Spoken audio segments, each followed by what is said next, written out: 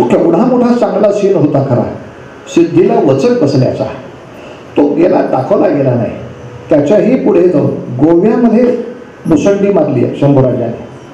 आज आपण गोव्याला जाताना जो फोंडा किल्ला बघतो पणजीच्या आधी, फोण्या फोण्या फोण्या फोण्या फोण्या फोण्या, त्यांच्या भाषेत ते फोंडा नाही फोण्या म्हणतात, फोण्या. त्या फोंडा किल्ल्यावरती येसाजी कंक होते आणि पोर्तुगीज तो फोंडा किल्ला जिंकायला वरती पुढे आले. पूर्वी पोर्तुगीजांचं राज्य फक्त पणजीपुरतं होतं. अख्खा गोवा त्यांच्या हातात कधीच नव्हता. बाकीचे सगळे सरदार सामंत जे गोव्यामधले होते त्या सगळ्यांकडे शिक्केपत्र होती, ही स्वराज्याची होती. फोंडा हा किल्ला स्वराज्यामध्ये शिवाजी राजाने ते असताना जोडलेला किल्ला होता. त्याच्यावर येसाजी कंक हे इतके मोठे सरदार होते. पण पोर्तुगीजाचा हल्ला झाल्यावर तिथे शंभूराजांनी प्रतिहल्ला करून पोर्तुगीजाला त्या किल्ल्यापासून इतका जोरात पळायला लागलं की तो पळत पळत मांडवी नदीतनं आता पणजीत केव्हा जातो आणि सुखाने राहतो अशा अवस्थेमध्ये होता. इंग्रजांचा तो विरजयी जो होता तो सेना घेऊन मांडवीतनं पलीकडे गेला. त्याच्याकडे होड्या होत्या. तेव्हा आपल्याकडे नेमक्या होड्या नव्हत्या, पण महाराज बेफाम झालेले. त्यांनी त्या मांडवी नदीच्या पाणलोटात ओढे घातले. हे मात्र बरोबर होणार नाही. म्हणून शंभूराजांच्या बरोबर त्यांचा अत्यंत जवळचा मित्र, अंगरक्षक आणि सेवक, काही म्हणा, खंडोबल्ला स्वामी भक्त, तो त्यांच्या बरोबर होता. त्याने पटकन घोड्यावरनं खाली उडी मारून पाण्यात झालेल्या घोड्याला धरून ठेवला. ओळखीतलं घोडा असतो. आणि महाराजांनी तेव्हा लक्षात आलं की पाणलोट वेड्यासारखा सुटला असता, सगळी सेना गेली असती तर ती लोटातच वाहिली असती. आणि एवढ्यासाठी खंडोबल्लाला चांदीचं कड दिलं पायात घालायला की तू थांबवलंस वेळच्या वेळी. कोण खंडोबल्ला? ज्या बाळाजी अवजी चिटणीसांना हत्तीच्या पायी मारलं होतं त्यांचा हा मुलगा. पण महाराणी येसुबाई असं म्हणाल्या की बाळाजी अवजी चिटणीसाचा तसा काय गुन्हा होतो, तो फक्त अक्षरी लेखनिक आहे, तो वर्ण आज्ञा केली त्याला लिहिणं भाग आहे. आणि एखाद्याला इतकं समजा चुकीमध्ये सहभागी असेल, सगळ्या घराला कशाला त्रास. म्हणून त्याच्या पुढच्या वंशजांना, पुढे चिटणीसांची बखर जी आहे ती ह्यांच्या वंशजांनी लिहिली महाराज पुढची. असं काय करता? खंडोबल्ला त्याचा मुलगा, त्याला चांदीचं कड दिलं शंभूराजाने. पण ही घटना छावा असो नाही तर गनिमी कावा असो कोणीच दाखवणार नाही. मात्र मी सांगू शकतो, पण माझ्याकडे ते लेखी आहे. कशात आहे? शंभूराजांच्या वरती PhDचा प्रबंध त्याच्यात आहे. PhDच्या प्रबंधात मनातल्या मनात येणाऱ्या गोष्टी काही सांगता येत नाही, ठोस पुरावा असल्याशिवाय सांगता येणार नाही. आणि एवढ्यासाठी त्या ऐतिहासिक पुराव्याला हाताशी धरून आपण असं सांगू शकतो की खरंच पोर्तुगीजांनी आपल्या पोर्तुगालला कळवलं, एक वेळ शिवाजीराजे परवडले, या माणसाच्या नादी लागू नका, तो पोरगा बाप से बेटा सवाई शंभूराजा आहे. बाप से बेटा सवाई शंभूराजा. का असं म्हटला? का असं म्हटलं पोर्तुगीज? आतापर्यंत शिवाजीराजांनी जर हिंदूंच्या मंदिरावर दुसरं प्रार्थनास्थळ आलं तर ते प्रार्थनास्थळ हटवून पुन्हा मंदिर बांधणं हे शिवाजीराजांनी त्यांच्या जीवनात केलंय, करून दाखवलंय. माझं कोणाच्याही उपासना केंद्राला आक्षेप नाही, पण माझ्या डोक्यावर बसणार असेल तर मी ते हटवीन. हे त्यांचं झालं. पोर्तुगीज म्हणतो हे त्याच्या पुढचं एवढं नाटक का? कारण पोर्तुगीजांनी मराठशाहीशी युद्ध करण्यासाठी सेना चर्चमध्ये लपवल्या होत्या. शस्त्र उपासना मंदिरात लपवली होती. स्वराज्याशी द्रोह करण्यासाठी जर प्रार्थना स्थळाचा उपयोग होत असेल तर शंभूराजांनी त्या बारदेशमध्ये असलेल्या चर्चवर आक्रमण करून ते उडवून लावलेलं आहे असा स्वच्छ इतिहासात पुरावा आहे. आणि त्याला निरोप पाठवला, हिंदूंची मंदिरं उगाच पाडायच्या नादी लागू नको. तू एक देऊळ पाडलंस तर मी 5 पाडीन. इथं माझ्याही स्वराज्यात चर्च आहे.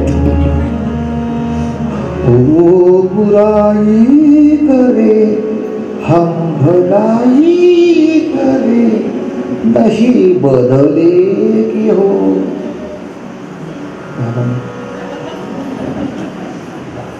सिनेमामध्ये ठीक आहे, पण शंभूराजे स्वच्छ म्हणाले, माझ्या उगाच हिंदूंना दुखावण्यासाठी जर पणजी मधली देवळं पाडाल, माझ्या स्वराज्याच्या अखत्यारीत असलेल्या सगळीकडनं उकडी निघाला, लक्षात ठेवा. म्हणून ते म्हणले बापाच्या पुढचं आहे प्रकरण. बापांनी फक्त हटवलं, ह्याने डायरेक्ट ऍक्शनच घेतली आमच्या अंगावर. मी चर्च मधल्या सुद्धा मूर्ती फोडू शकतो. तुम्हाला जर वाटत असेल की तुम्ही देवळात येऊन मूर्ती तोडू शकता, हिंदूला काय जमणार आहे, दुर्बळच आहेत लेखाचे, मी तोडून दाखवेन. माझा कोणावर राग नाही, पण मला येत नाही असं जर मी समजत असा तर मी तिथल्या मूर्तीही मारीन. आणि हे सैन्य लपवण्यासाठी ज्यांनी मदत केली ते तुमचे गुरु, त्याचे हातपाय करवतीनं चिरून त्याचे तुकडे करून पाठवलेत. हे मलाही करता येतं, फक्त माणुसकी म्हणून आम्ही हे करत नाही म्हणून आम्हाला दुबळ समजत जाऊ नका. एकदाच दाखवलं मी, उद्या तुझं करीन. तुम्ही तलवारीनं आमच्या पुजाऱ्यांची मुंडकी छाटली, मी करवतीनं कापी नाही का. म्हणून सगळे म्हणायचे शिवाजीराजे परवडले, हे नको रे बाबा, आज्ञा येता. अहो म्हणून तर शंभूराजांच्या निधनानंतरही गोव्यामध्ये अशी दहशत होती. जर पोर्तुगीजाच्या आज्ञात आलं पाडूया देऊळ, की माणसं सांगायची करू नको, शंभूराजांचं भूत फिरतायत. मध्यरात्री येऊन तुझ्या छातीवर बसलं तर केवढ्याला पडेल तुला सांग. आणखीन एक फार सुंदर मोमेंट आहे, का दाखवलं नाही तेच कळलं नाही. बरं आता छाडमाडाकडे जर हे मिळतं पुरावा, तर सिनेमासाठी संशोधन करणाऱ्या माणसाला हा का नाही मुलाला. मुळात प्रश्न असा झाला की इंग्रजाचं राज्य मुंबईत, सिद्धीचं राज्य गोवा, आणि तेव्हा गोवा मुंबई जोडणारा पूल नाही आहे. डोंगरावरनं मला कोकणात जायला लागतं. ते केलं की तो आरमार घेतो, मुंबईला पडतो. आता मुंबईवर जायचं तर मला काय केलं पाहिजे, परत डोंगरावर या, आता मुंबईला जा, की हे इंग्रज तिकडे पडतो. क्या किया जाए. आणि शंभूराजांनी त्यातला रस्ता असा शोधला की मुंबईचं मुख्य ठिकाण गेटवे ऑफ इंडिया सारखा आणि जंजिऱ्याच्या सिद्धी याच्यामध्ये एक सामुद्रिक बेट आहे, आजही आता त्या एलिफंटा आहे. मग त्याची मालकी तेव्हा अरबस्तानकडे होती. शंभूराजांनी एवढ्या धामधुमीच्या काळात आपला माणूस अरबस्तानला पाठवून खरेदी विक्री व्यवहार करून बेट आपल्या ताब्यात घेऊन तिथं किल्ला बांधून दाखवला. आंतरराष्ट्रीय पातळीवरचे युद्ध होते. काय औरंगजेब गचकला असेल तिथे. मी हिता असताना ह्याचा माणूस अरबस्तानला गेला, तो शिक्के घेऊन आला.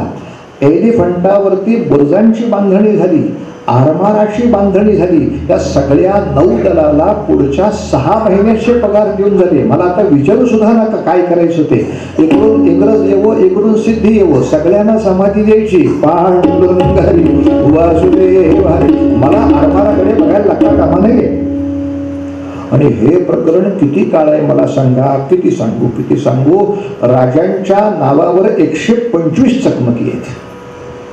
आणि या पीएचडीच्या ग्रंथामध्ये यातल्या किमान पक्षी 50 सगळ्या गोष्टींचं ऐतिहासिक नोंदणीकृत चकमकी, किती ठिकाणी कुठे कुठे काय काय पद्धतीने राजांनी काय काय पॉलिसी वापरली. आणि 81 साली ते राज्यावर आले सिंहासनावर. 81 पासून 82, 83, 84, 85, 86, 87, 88, 89 ते पकडले गेले. म्हणजे जवळजवळ लक्षात घेतलं तर 8 ते 9 वर्ष 2 लाख विरुद्ध 7 लाख. शंभूराजांच्या चरित्राचा कोणाला इंजिनिअरिंग म्हणून अभ्यास करायचा असेल तरी करा. मी मुद्दाम सांगेन, इंजिनियर म्हणून काय डोका आहे. नाशिकच्या शेजारचाच रामसेज नावाचा किल्ला, त्या किल्लेदाराने पत्र असं पाठवलं की आमच्याकडे दारुगोळा आहे, पण तोफा निकामी झाल्या आहेत, उडवताच येत नाही, काय करावे? तर शंभूराजांनी तिथून पत्र पाठवलंय, लाकडाच्या तोफा करा, झाडांना तोडून. आणि ही कशी केली जाते याचं डिझाईन मॉडेल. रामशेषच्या लोकांनी ते झाड करून मेलेली तोफा केल्या, माग चांबडी लावली, दारुगोळा उडवून दाखवला. तिथं औरंगजेबाने पगडी काढली आहे, आपल्या डोक्याची पगडी खाली आपटली. म्हटला शंभूराजा सापडेपर्यंत किंवा मागला जाईपर्यंत परत पगडी घालणार नाही.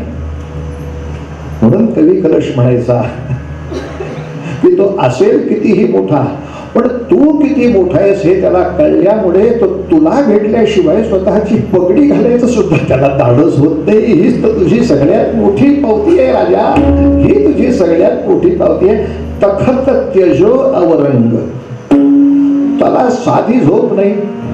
रामशेषच्या पाशी त्याने ती, आता हा सीन नेमका सिनेमात बऱ्हाणपूरला दाखवलाय, तिथं नाही झालेला, इतिहासात तो इथं झालाय. म्हणून आपल्याला आपले पदर टाईट आहे का नाही, कुठल्या परिसरात झाला, नाशिक पट्ट्यामध्ये सीन झालेला आहे औरंगजेबाची पगडी उतरल्याचा. मग नाशिकच्या पट्ट्यात असलेल्या सगळ्या स्टेशनला त्याचा अभिमानच पाहिजे. पांडुरंग अरे हमारे टापो में आ गया तो सरका सरता नीचे आ गया उसका. रामशेषच्या किल्ल्यावरती लाकडाच्या तोफाचं अत्यंत उत्तम त्या ठिकाणी सादरीकरण झालं. शंभूराजांना आणखीन काही आयुष्य मिळत असतं तर जगात लाकडाच्या तोफा करता येतात याचा पेटंट हिंदवी स्वराज्याला मिळाला असतो. आमच्या रामारायाकडे तक्रारच आहे, म्हणजे आमचा माणूस फार जगून येत नाही, आणि जी लेखाची मराविषयी वाटतात ती मरत नाहीत. हा जो काही भारताला छळ आहे चाललेला, काय त्या रामरायाची अवकृपा होती काही कळत नाही. पण काय करणार हो महाराज, एवढ्या 7 लाख फौजेबरोबर एवढ्या सगळ्या प्रकरणात मुद्दाम ऐका, 86 साली कुतुबशाही संपली.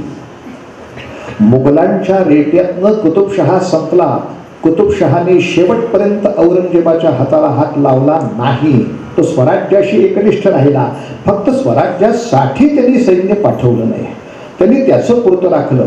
पण शिवरायांच्या जन्मापूर्वीपासून ज्या दृढमूल अशाच बादशाह्या होत्या, ती कुतुबशाही अक्षरशः स्मशान झाली.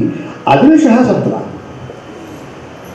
आणि आदिलशाहीच्या संपूर्ण बिजापूर प्रांतावरनं सुद्धा गाढवाचे नांगर फिरवले गेले. इतका औरंगजेबाचा रेटा. म्हणजे शंभूराजे हिंदवी स्वराज्यामध्ये लढत असताना एका बाजूला बिजापूरची आदिलशाही नष्ट होते, एका बाजूला कुतुबशाही संपूर्ण विनष्ट होते आणि स्वराज्य शिल्लक राहतं. म्हणजे शंभूराजांचं त्या ठिकाणी प्रशासकीय काम आपल्या लक्षात घेतलं पाहिजे. त्यांना विषप्रयोग झाल्याचं मी सांगितलं. सोयराबाईंनी तीही विनंती केली होती, चांगलं विष द्या. अर्थात विषप्रयोग प्रयत्न झाला, शंभूराजांना तो उघडकीला आला, त्याच्यात हे सगळे मारले गेलेच. पण जेव्हा सोयराबाईंच्या लक्षात आलं की ह्याला कळलं रे, कळलं आपण उद्योग करतोय, तेव्हा सोयराबाई म्हणाल्या सुद्धा, तुम्हाला संपवण्याच्या या प्रकारात मी सहभागी आहे असं तुम्हाला वाटत असेल, तुम्ही शासन का करत नाही? तेव्हा मर्यादा पुरुषोत्तम रामाचे हे दास आहेत, जे शंभूराजे सांगू शकतात, आई अजूनपर्यंत आईला शिक्षा करावी एवढे आम्ही मोठे झालो नाही.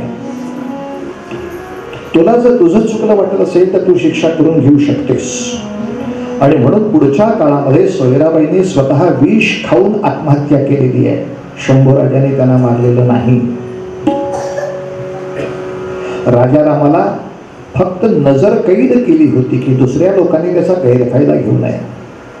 पण नंतरच्या काळात राजारामांना नजर कैदेतनं बाहेर काढलं आणि शंभूराजांनी त्यांना सगळे अधिकार दिले. मी आता सारखा रणांगणावर असणार बाबा.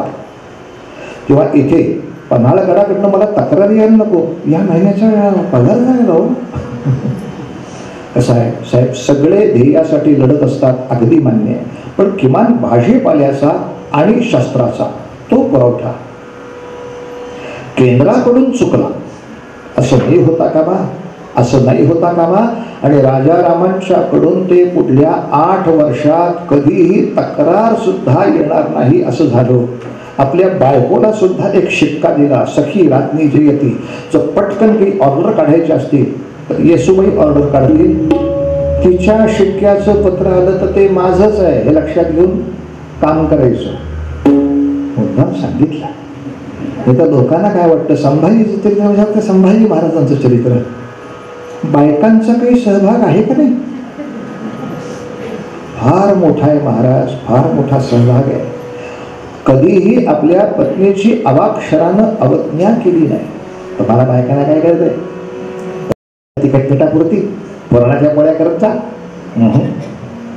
वेळ प्रसंग पडला तर तलवार घेऊन याही आपल्या बरोबर युद्धाला उभ्या राहणार याची पुरेपूर खात्री. आणि त्यामुळं अनेक गावांच्या सीमा रक्षा या स्त्रियांच्या फौजांकडे दिल्या गेल्या. तुम्ही तुमच्या फौजा एकत्र करून त्या ठिकाणी उभे राहा. आणि यासाठी स्वारी रोजच होती, तरी एखादा दिवस जर सुट्टीचा रायगडावर मिळाला, चला झोप काढूया, नाही प्रॅक्टिस मध्ये राहूया. फार महत्वाचं आहे ते शंभूराजांचा त्या सैन्याचा विजय एकाच कारणासाठी आहे, ते प्रॅक्टिस मध्ये आहेत. आणि आपल्याकडं सगळे भूतकाळात आहेत. आपले तुम्हाला सांगतो, मी जेव्हा 20 वर्षाचा होतो ना, याचं आता काय करायचं मला सांग बाळा. तर तुला समजा शक्य नाही, तेव्हा आता किमान जे 20 वर्षाचे आहेत ते तरी तुझ्यासारखे होतील असं काही कर बाबा. म्हणून समर्थ रामदास स्वामींचं फार सुंदर वाक्य आहे, समर्थे समर्थ करावे तरीच समर्थ म्हणवावे. तुम्ही अनेकांना असे समर्थ करा. खरंच मला इच्छा आहे, आता या ठिकाणी तर अनेक ठिकाणी चालतंच की हनुमान जयंती निमित्त किमान कुस्ती स्पर्धा तरी होतात, तसे सगळीकडे सारखं व्हायला. शिवजयंती असली तर लाठीकाठीचे प्रदर्शन, राणा प्रतापांची स्मृती असली तर भालाफेकीचं, तानाजी मालुसरेंची पुण्यतिथी साजरी केली, चल दोर लावून गडावर चढू. शाळा काय कॉलेज काय सगळी आता पोरांच्या अंगात खरंच दम असतोय. त्यांना आपण कामच देत नाही, मग ते पीटीच्या मास्तरला मारतात. ते तरी काय करते, त्याच्या अंगात रग भागवणे इतकं, त्याला काम देत नाही ना मी. मुख्याध्यापकांकडे हे पाठ्याव हा डोळ्या लावून चढून दाखवा. शेवटी हे आपत्ती व्यवस्थापनामध्येच येतं.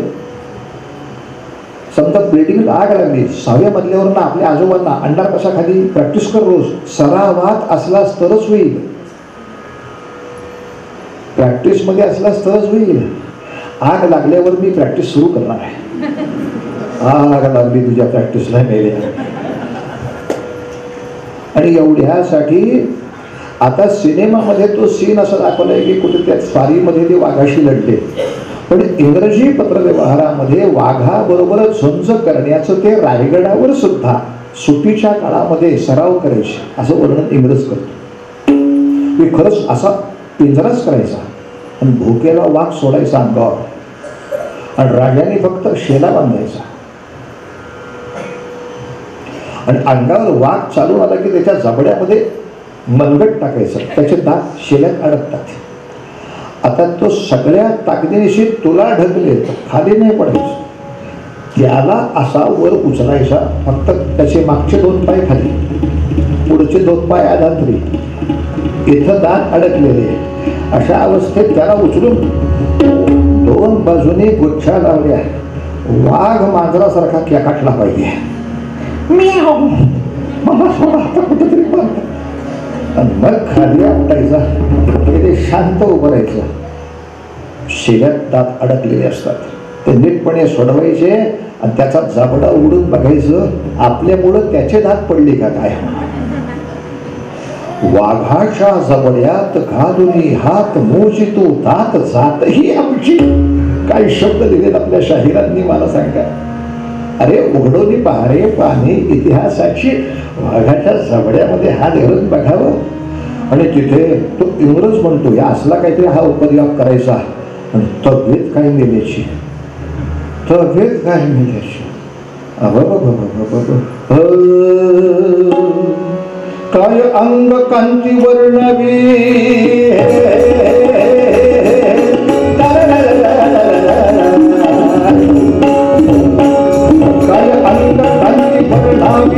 शोभा सांगावी मनलाजवी वाट जणू हिरा लाल रंगाचा वाकवून पोलादी पहार वाकवून पोलादी पहार वाकवून पोलादी पहार कळ करून त्याच छंदार गळ्यात घातला खेळ मोजे झाले खेळ मोजे झाले खेळ मोजे काय अंग कांती बळावी शोभा सांगावी मदन तांडवीन वाट जणू हिरा लाल रंगाचा. इंग्रज वर्णन करतो बायको असायची बघायला आमचे नवरोजी काय करतायत. अहो आता बास किती सराव. ए बायको तुला हार घालू का. आता लग्नात घातला तो पुरला नाही का. तो दुसऱ्याने केला होता. मी केलेला हार घालू का. काय करावं. लोखंडाची कान घ्यायचं तिथलं वकवून पोलादी पहा त्या लोखंडाच्या कांबेचं कड करून त्याच छानदार गळ्यात घाली हार खेळ मोजेचा. काय जाणव वेगळे करे आणि काय त्या बायकोला सार्थकता वाटावी. काय माझा नवरा. माझ्या भाचीचं लग्न झालं दिवाळ सणाला आली. मी तिला विचारतो जावई बापू कुठे आहेत. ती म्हणली हे काय मागे उभे आहेत दिसलीच नाही. मागे उभे आहेत का तुझ्या आगोबा गवा. आणि हे काय करंडीला चिकटपट्टी बांधलेली. आता ही चिकटपट्टी कशाला. काल आहोत सकल्या मोडताना करंडी थोडीशी दुखावली. सकल्या मोडताना त्याला लाद घाल जिथं जमेल तिथं. पहिला सकाळी बाहेर पाठव. काय अंग कांती वर्णावी शोभा सांगावी मदन लाजवी वाटे जणू हिरा लाल रंगाचा. एक एक एक एक रणक्षेत्र बघायला गेलं तर छाती दडपून जाते. अशा एवढ्या 100 रणक्षेत्रावर एकाच वेळेला एका ठिकाणी युद्ध चालू असेल तेव्हा 50 ठिकाणच्या बातम्या येत असतात. इथे हे झालं इथे हे अबाउट सेकंड डिसिजन. त्याला तिथे निर्णय द्यायचे. या 8 वर्षात महाराष्ट्रातले बाजारभाव नाही वाढले. काही इकॉनॉमिक्स आहे माणसाकडं. अहो जिथे इराणमध्ये युद्ध झालं तर आमची भाजी वाढली. इराणच्या युद्धामध्ये नाशिकची भाजी बाजारपेठ वाढते. नाशिकमध्ये युद्ध चालू असताना तांदूळाचा भाव घालत नाही. राजाची ताकद आहे महाराज. काय काय आयामाने त्याला बघावा. अरे 9 वर्ष आणि नवरात्री 9 वर्ष आणि नवरात्री सौख्य विश्रांती नाही हो होती. जो जो दिन आला गगना जो जो दिन आला गगना संशयीवरती ठेवला संशयीवरती ठेवला अन भव्य झेंड्याचा इशारा द्याजी. भव्य झेंड्याचा इशारा द्याजी. भव्य झेंड्याचा टाकाटे फर नवदीवर टाकाटे फर नवदीवर पडले बाहेर वीर भर भाला ते गीत मोठे पटाई तलवार वरील मोठे पटाई. घेतलं तिने निरोप वेशेतजी घेतलं तिने निरोप. महाराष्ट्राचं तोरण कोर निघालं युद्धाला निरोप घेऊन. कोणाचा निरोप. आई बापाचा आपल्या घराच्या पोरा बाळाचा बायकोचा निरोप. त्याने जर विचारलं कधी येणार रे सर्जा. शत्रूला मातीत गाडीत जेव्हा येतो वाढ तवर लढतो लढतो लढतो.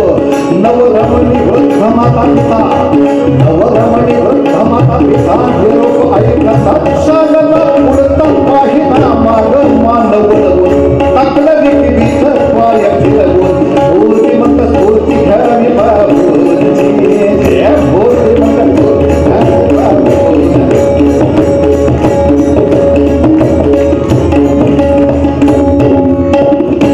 आता मी नुसतं सांगतोय पण आपण सगळ्यांनी जे मनामध्ये ठरवलंय की साधारणतः जेव्हा पावसाची फार भीती नाही आणि लाईट जाण्याचं भय नाही अशा वेळेला आपल्या सगळ्या शाळेच्या मुलांसाठी आपण जेव्हा शिवचरित्र शंभूचरित्र करू तेव्हा माझ्या मनात असं आहे की मागे एक मोठा स्क्रीन करून ते केले त्यांना डोळ्याने बघू देतो की त्या जागा कोणत्या आहेत त्या तोफा कशा होत्या. म्हणजे एका बाजूला ते दृश्य आणि दुसऱ्या बाजूला या सगळ्या युद्धाच्या सूचना. नाही तर महाराज उंबरखिंडीत गेले. या एका वाक्यात तुम्हाला काय कळलं? उंबरखिंड कशी आहे कोणाच्या काकाला माहिती. त्याची उंची काय आहे? डोंगराच्या शिखरापासून तिथून उलटे मंडणगडला चढायचं असेल तर काही शिखरांनी चढावं लागतं. कल्पना तरी. पण एका बाजूला स्क्रीन, दुसऱ्या बाजूला ही मुलं बसलेली. वा रे वा. तेव्हा आणखीन ऑर्केस्ट्रा शिंगत उतार्यात लावतो बघा तुमच्या पुढं. पण पोरं घेऊन या म्हणजे मिळवली. नाही तर शिंगई बुवास वाजवते, तुकड्या बुवा ठोकते, बस केल्या भाऊ या तिकडे बसून तिथं. तसं नको. एखाद्या छानपैकी मस्त पटांगणामध्ये करूया. शेवट सांगतो.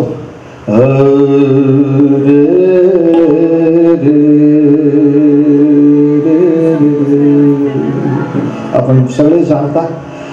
आता नक्की कोण फितूर झाला त्याच्यावर खूप वाद चालू आहे. त्यामुळे आपण कुठल्याच वादाकडे न जाता फक्त टायटल लाईन पकडू. फितुरी झाली, दॅट्स ऑल. कोणी झाली हा संशोधकांच्या समोरचा विषय ते शोधते. पण शंभूराजे अतिशय थोडीशी फौज घेऊन संगमेश्वर मध्ये आहेत. कोणीतरी सोडलं बाहेर प्रकरण. आणि जेव्हा मल्होजी घोरपडे म्हणजे संताजी घोरपड्यांचे वडील स्वतः खंडोबल्ला, काही सरदार आणि मोजकी फौज हातात असताना कोल्हापूरकडनं अंबा घाटाच्या मार्गे सेना जेव्हा संगमेश्वरापर्यंत उतरल्या, त्यांचा घोडदळाचा आवाज आल्याबरोबर मल्होजी घोरपडे धावत आले होते. राजे, बहुतेक सेना घाट उतरते कुठली तरी. आणि ते फार मोलाचं वाक्य आहे. मी प्रार्थना करीन की शाळामध्ये किमान चांगल्या चांगल्या ठिकाणी अशी ऐतिहासिक वाक्य लिहून ठेवली असावी, जाता येता दिसायला हवी. शंभूराजे पटकन म्हणाले, डोळ्यात बोट घातलं तरी दिसत नाही असा अंधार पडलाय. अशा काळात कुठला शत्रू येतोय? तेव्हा मल्होजींनी सांगितलं, राजा राजा असं बोलू नको. शिवाजी राजांची ही शिकवण आहे. काय? शत्रू जे करणार नाही असं वाटतं तेच तो करील, हे डोक्यात ठेवून नाव करायचा. त्याला काय जमणार आहे? असंच अफजल खान बोलत होता. जीवानीशी गेला आणि अफजल खान काहीही करल, आपण तयार पाहिजे असे राजे तयार राहिले. दुर्दैवाने भारतातल्या लक्षावधी सज्जनांच्या संघटना शत्रूला काय जमणार आहे या भूमिकेत आहेत. आणि भारताचा शत्रू काहीही होईल, आपण तयार पाहिजे या तयारीत आहे. बाकीच्या निरूपणाची गरज नाही. आपण एखाद्याला सांगायला जरी गेलं, अरे संकट कडे काय होणार नाही, वगैरे आकडे बोलायला अक्कल नाही जरी बोलत असते. कल्याण करी रामराया, अपराधी जन सुखतची गेले, तुझा तूची सागरी. पण खरंच संगमेश्वरातनं निष्ठून जाणं शंभूराजांना शक्य नव्हतं का? पण असं असून सुद्धा त्याने स्वतःला असं अर्पण करण्याची का तयारी दाखवली? त्या मात्र गोष्टीसाठी छावाची पाठ थोपटली पाहिजे. त्याने योग्य निर्णय दाखवला की त्याला जेव्हा ती बातमी समजली की एक सेना तशी शंभूराजांना पकडायला आली आहे, तशी लगेच त्याच्यापेक्षा मोठी सेना रायगडाला जिंकायला चालली आहे. रायगडच जर गेला, माणूस गेला, परत मिळतो, राजधानी जाईल, सिंहासन जाईल, रायगडाचा खजिना, रायगडावर असलेल्या महाराणी येसुबाईंच्या पासून राजारामांची पत्नी असलेली सगळे जातील ना एका दणक्यात. म्हणून आपल्याकडची अनेक सत्ता, पहिला रायगड वाचवा. शाही काय ना हो, कोणीही मिलिटरीचा माणूस हेच करतो. जेव्हा त्याला वाचवायला मिलिटरी येते तेव्हा तो म्हणतो पहिलं केंद्राचे जे स्थान आहे ते वाचवायला जा. माणूस आहे नाही. पण आता आत्मसमर्पण करण्या पलीकडे पर्याय नाही महाराज. आणि पाठीशी उभे आहेत वडिलांचे आशीर्वाद, समर्थांचे आशीर्वाद आणि तुकोबांच्या सारख्या संतांचे शब्द हाची नेम आता न फिरी मागा, हाची नेम आता न फिरी मागा, बैसले शेजारी गोविंदाचे हाची नेम आता न फिरी मागा. संगमेश्वरातून साखळ दंडामध्ये अडकलेले राजे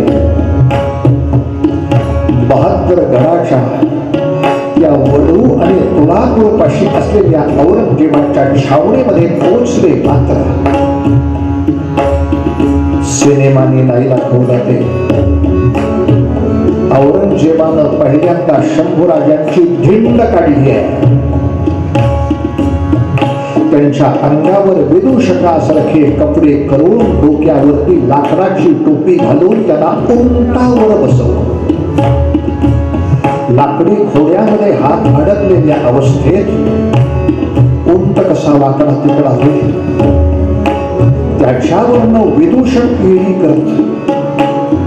आणि अशी छावणीतून शंभूराजांची स्वारी, त्याच्याबरोबर तो कवी कलश त्याची स्वारी चाललेली असताना शंभूराजांच्या नावाने सुद्धा स्वप्नामध्ये जे घाबरतात ते नालायक शिपाई शंभूराजावर माती फेकतायत, धूळ फेकतायत, काही त्याच्यापेक्षा नीच विष्ठा फेकतायत. सिंह पकडला गेला म्हणून अशा तऱ्हेची हेरसाण. पण एवढ्यात अगदीनं शंभूराजे औरंगजेबाच्या छावणी समोर येऊन जेव्हा उभे राहिले तेव्हा असं दिसलं की छावणीचं दार मुद्दाम फुटकं केलंय. का? म्हणजे आत येताना खाली वाकून येईल ना. तो खाली वाकला की आपण म्हणू रहना दो शंभूराजे, सिर झुकाने की जरूरत नाही. राजे तिथे आले. चित्रपट असं सांगतो की त्यांना त्या मैदानातच पहिलं उभं केलं. इतिहास असं सांगतो की आधी शामियाना, मग शिक्षेसाठी दुसऱ्या मैदानात नाही तर छावणीत उभं केलं. ठीक आहे, किंचित तपशिलांनी काही फारसा फरक पडत नाही. पण शामियानामध्ये येताना महाराजांनी आपले हात सावरून आतमध्ये पाऊल टाकून डोकं न दबवता गुडघ्यात न वाकून सरळ पुढे आले. तेव्हा सिर मत झुकाव हे त्याला बोलताच आलं नाही, झुकवलंच नाही.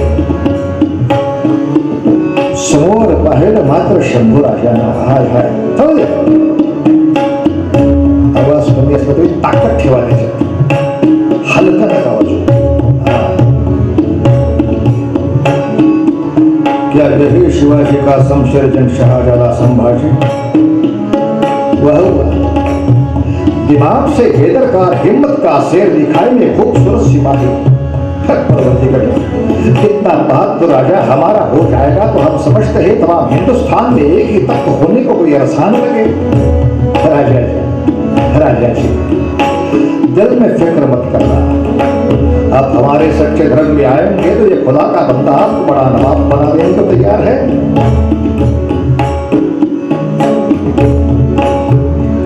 काय समोर ऑफर चालली आहे.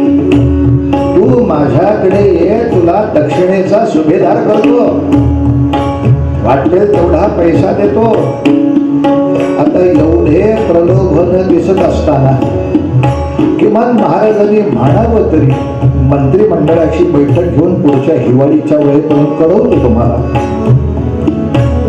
एवढी जर ऑफर असेल तुझ्याकडनं ऑफर घेऊ. राजांचे स्पष्ट शब्द आहेत, औरंगजेब हिंदवी स्वराज्याची स्थापना करून जगदंबेची पूजा करणाऱ्या शिवाजी राजाचं रक्त माझ्या नसानसामध्ये सळसळत आहे.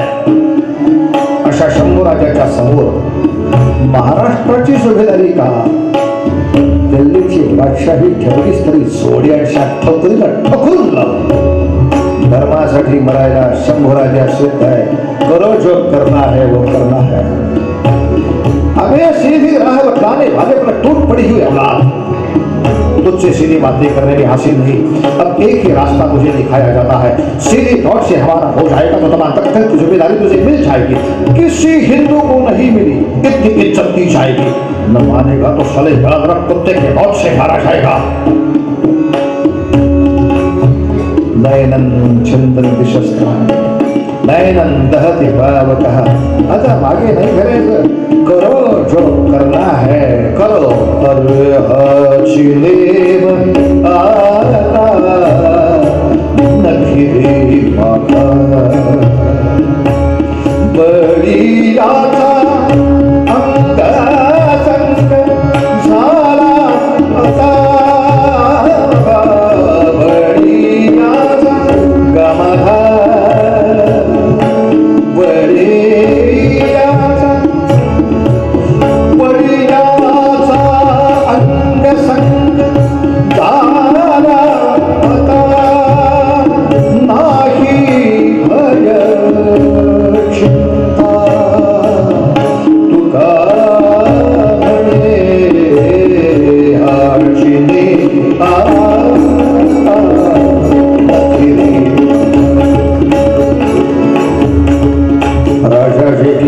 निकाली जाए.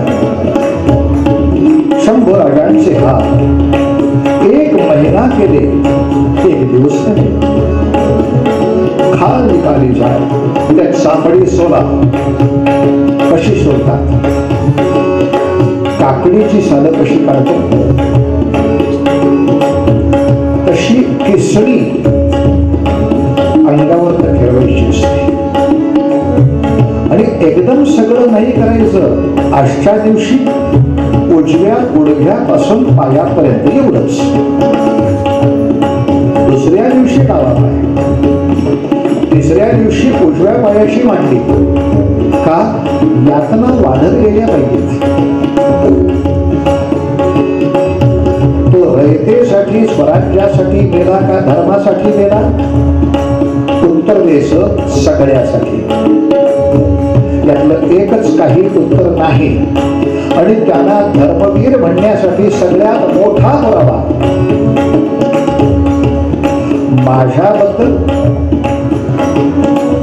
कर्नल साहेब काय म्हणतात त्यांच्या पुस्तकात शोधण्यापेक्षा माझ्याबद्दल फ्रान्सपे काय बोलतात त्यांच्या पुस्तकात शोधण्यापेक्षा माझ्याबद्दल माझ्या घरातल्याच माणसांनी काय लिहिलंय ते वाचू ना.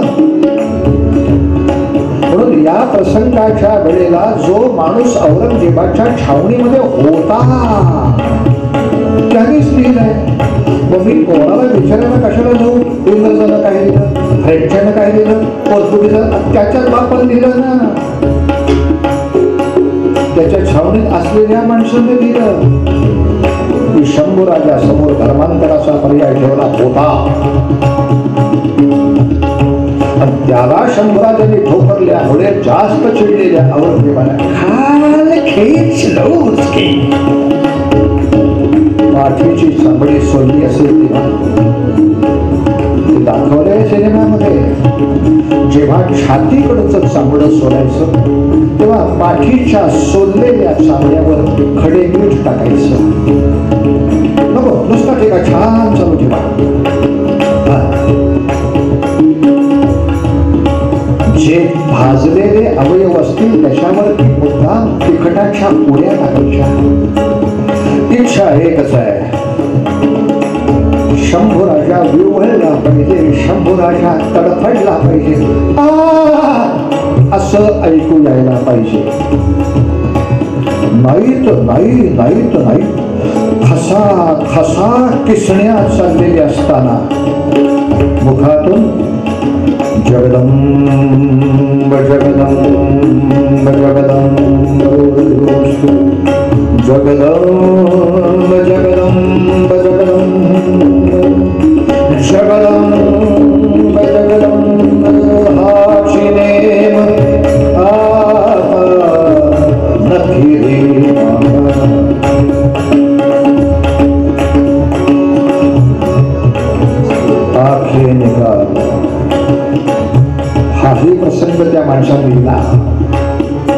आपल्याला दिसताना असं दिसतं की धाडकन मैदानात झालं.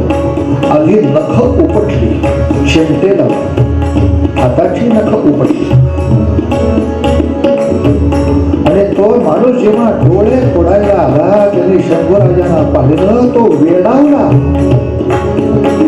त्याने शंभूराजांच्या दाढीवर हात फिरवला आणि सांगू लागला, क्यों मर रहे हो? अभी इसके हाँ में हाँ मिला लो, बाद में भाग जाओ. शंभूराजे विचारता, क्यों बेटा, इतनी अच्छी तबीयत फिर नहीं मिलेगी,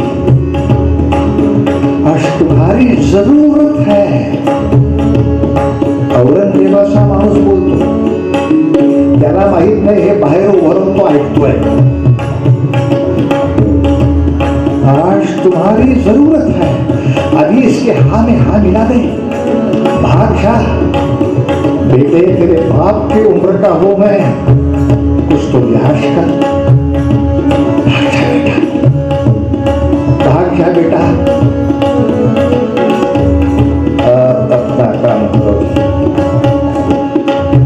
व्यक्तिगत स्वार्थासाठी स्वराज्याला बुडवायला पाहणाऱ्या देशद्रोह्यांचे डोळे उघडण्यासाठी देशभक्तांना डोळे भरून घ्यावे लागतील. आप अपना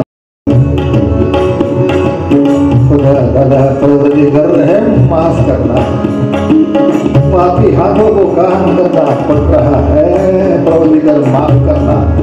देवाची क्षमा मागितली बिचारे आणि तिथून ते सांडस होत असते. लोखंडाचे लाल झालेले कचपिशी वळवले, बाहेर काढले. काळाभोर जळलेलं रक्त त्या नेत्रातून वाहत, मुखातून जगदंब जगदंब जगदंब. शेवटी तो आवाज सहन होईना म्हणून जीभ उपसून काढली, सापडा तोडला आणि शेवटी त्या पाडव्याच्या आदल्या अमावस्येला वढू नावाच्या गावी तिथे जंगलामध्ये पालथं घालून शंभूराजाला आणि कविकलशाला जेवढे म्हणून अंगावरती घाव घालून घालून घालून तोडता येईल तेवढं तोडलं. आजचा उच्चारही होऊ शकला नाही. औरंगजेबाने डोकं टेकलं, तिथे ओशाळला मृत्यू.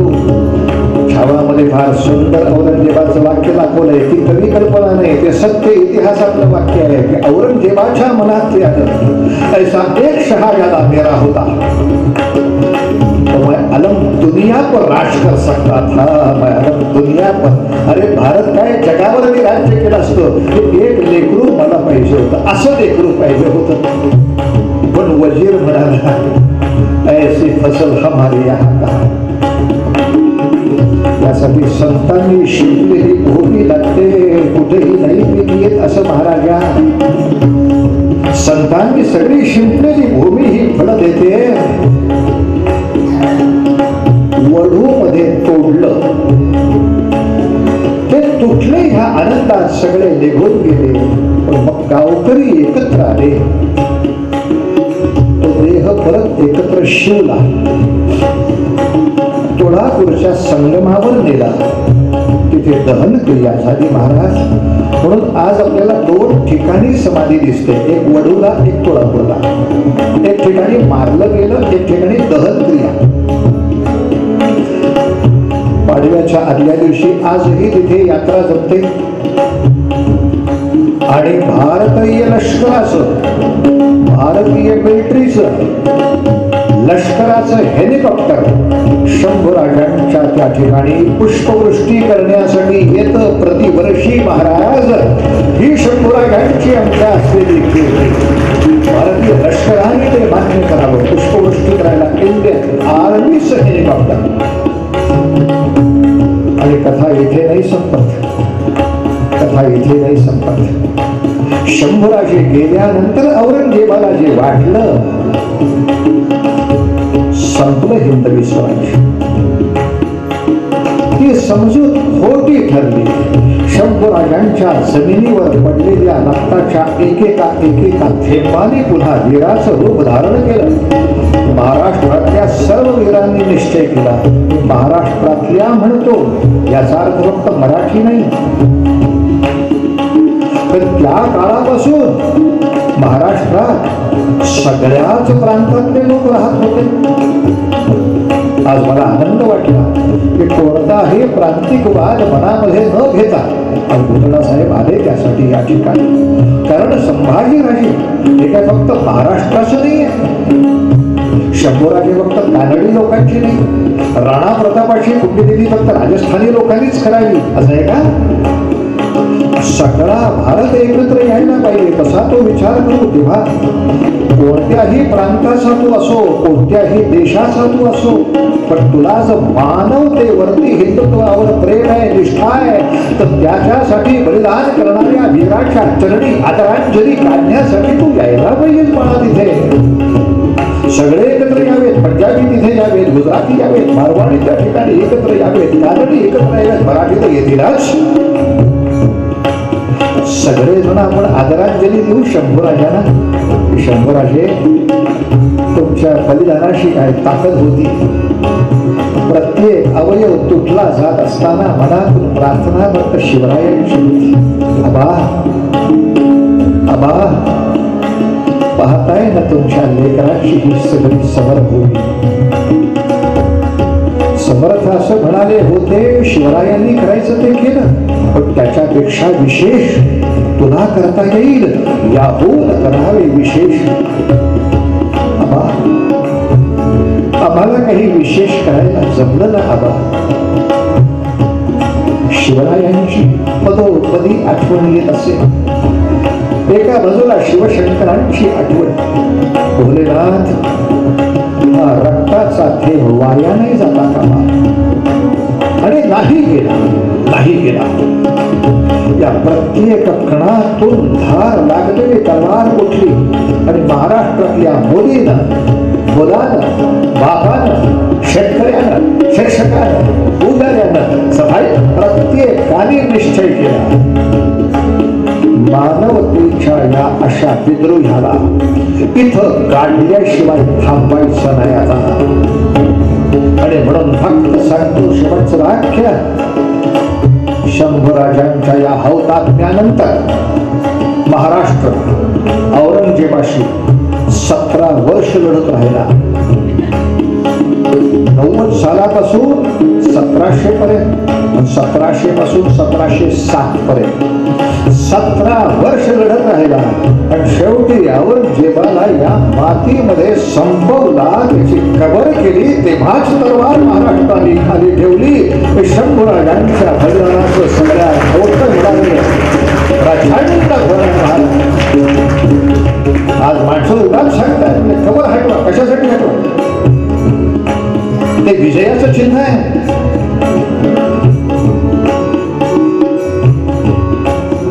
जसं शंभूराजांच्या समाधीपाशी तुम्हा मला सांगता येतं की मानवतेचा पुजारी कुठे होता, तसं मानवतेच्या पुजाऱ्याच्या पाठीशी एवढा मोठा समाज उभा राहिला तर मानवतेचा द्रोही कसा होतो?